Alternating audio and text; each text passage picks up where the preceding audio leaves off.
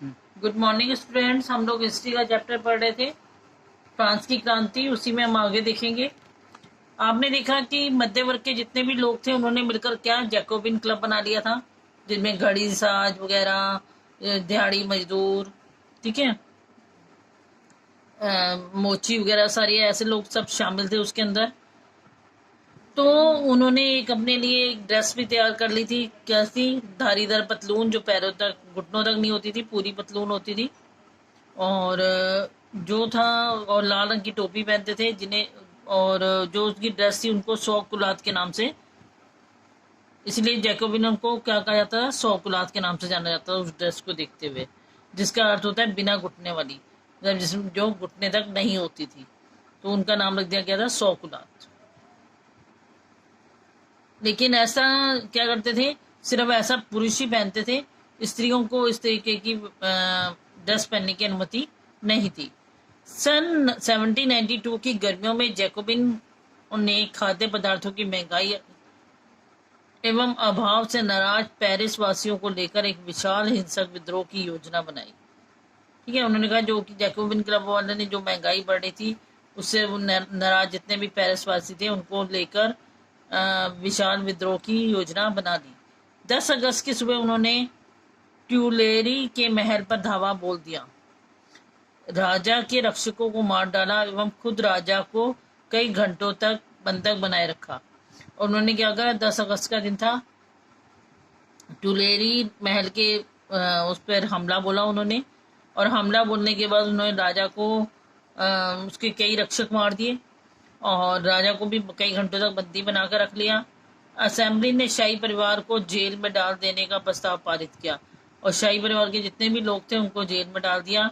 नए चुनाव कराए गए 21 वर्ष से अधिक उम्र वाले सभी पुरुष, चाहे उनके पास संपत्ति थी या नहीं थी, उनको मतदान देने का अधिकार दे दिया गया कि अब 21 वर्ष से उम्र के सभी व्यक्ति, चाहे वो देंगे, कर चुकाते हैं या नहीं चुकाते, मतदान कर सकते हैं। कोई पहले कहा था कि जो ज्यादा टैक्स देगा वही मतदान करेगा, लेकिन इस बार अब ये प्रक्रिया नहीं थी।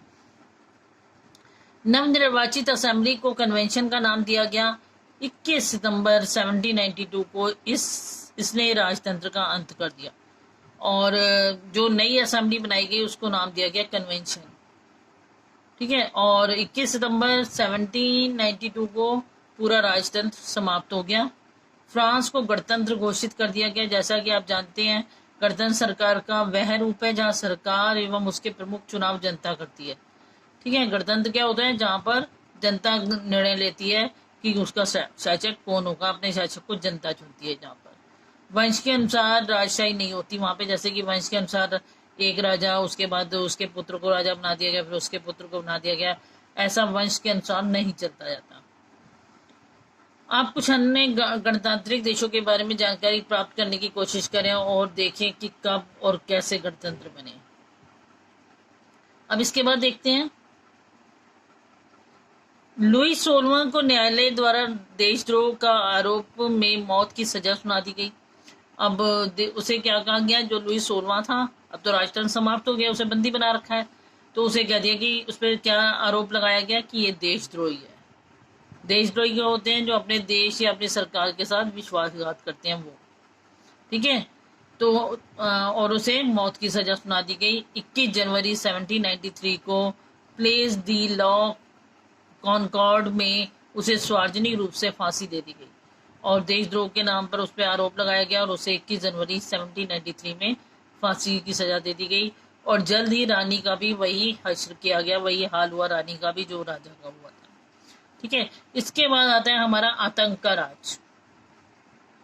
वेरी इंपॉर्टेंट क्वेश्चन बनता है इससे। इसमें क्वेश्चन पूछा जाता है कि रोबेस्पियर का जो काल था, या 1793 से लेके 1794 के काल को आतंक का युग क्यों कहा जाता है? देखिए यहाँ पहला आपकी ये अंडरलाइन करी हुई है, ये क्वेश्चन आता है हमेशा।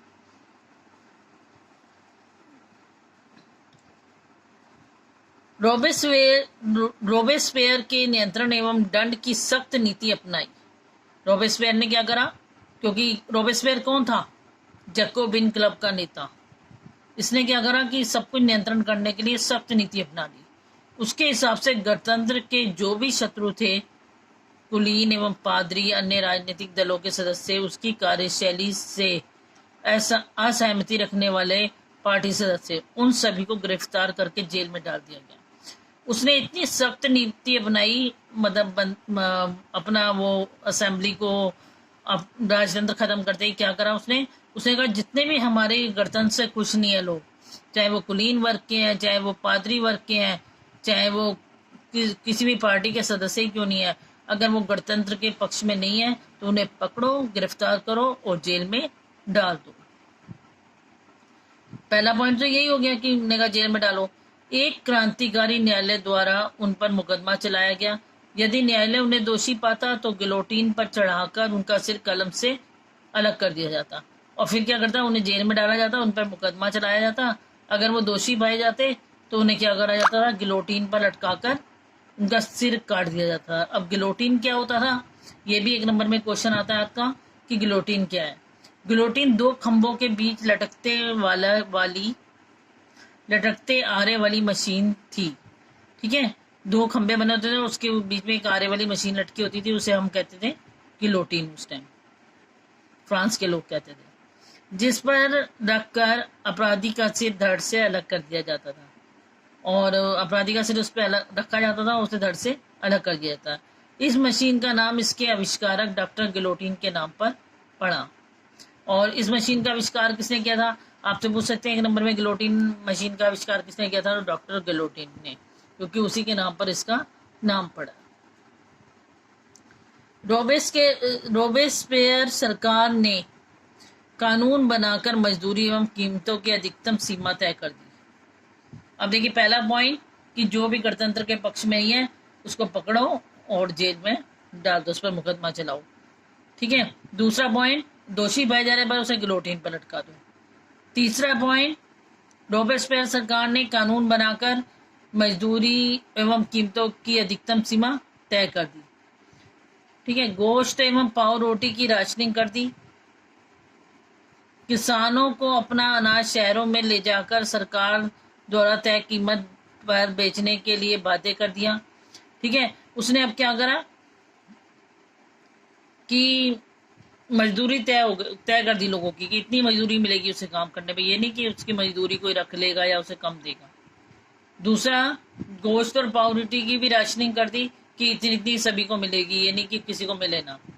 उसके बाद किसानों पे भी बंदिश लगाई कि तुम लोगों ने जितना भी अनाज होगा जाकर शहर में सरकार को उनकी तय कीमत पर ही बेचोगे। ठीक है, अपेक्षाकृत महंगे सफेद आटे के इस्तेमाल पर रोक लगा दी गई। सभी नागरिकों के लिए साबुत गेहूं से बनी और बराबरी का प्रतीक मानी जाने वाली समता रोटी खाना अनिवार्य कर दिया। अब उन्होंने कहा कि सफेद आटे से ये रोटी बनती थी जो महंगी पड़ती थी, पाव रोटी की कीमतें बढ़ रही थी ना, तो उसे अब कोई भी नहीं खाएगा। अब किसे खाएगा, गेहूं से बने बराबरी का प्रतीक जताने वाला कि सबके लिए एक बराबर, ठीक है, मानी जाने वाली समता रोटी को ही सब खाएंगे।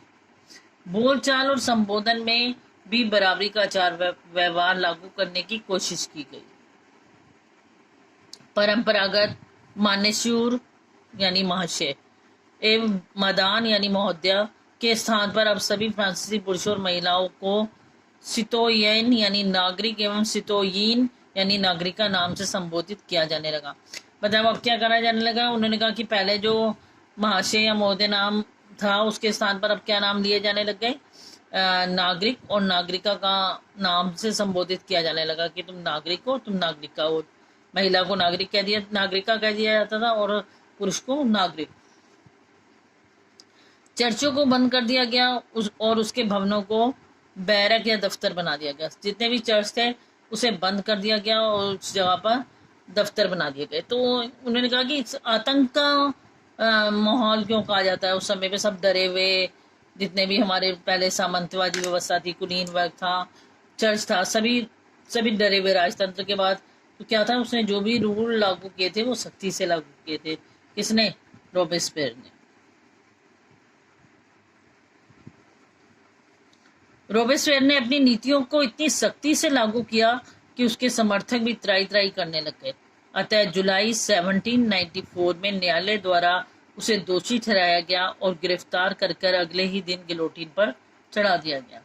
अब देखिए, उसने ऐसी सख्ती से नीतियां लागू करवाई कि जो नहीं करना चाहता था उसे भी दो दंड देकर उससे वो काम करवाने लग गया।